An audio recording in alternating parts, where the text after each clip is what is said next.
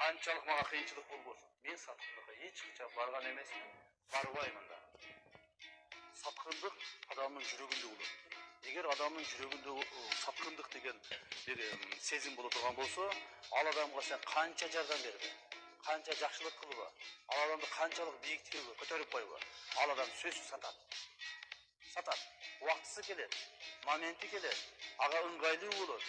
O'sha maqolda sen satib ketadi. Bu satqinlik yurakda. O'sha mezgilde satqinchiligi yo'q. Ak xizmat qilib, ak yuraklik dag'in yurakdir da. Bu odamning bir situatsiyaga baylanishda paydo bo'lib qolmaydi. Bu satqinlik degan jamon o'ru illet. Men o'sha desini jiyirkenim.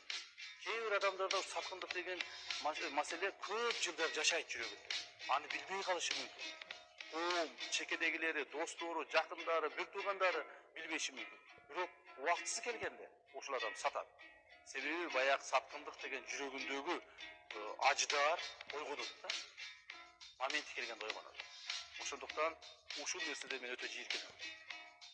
Канчалык мага кыйынчылык болбосун, канчалык мага оор болбосун, канчалык чыдагыс bir кыйын моменттер болбосун, турмуштагы bir учурлар болбосун, мен саткындыкка эч качан барган эмесмин, барбаймын да.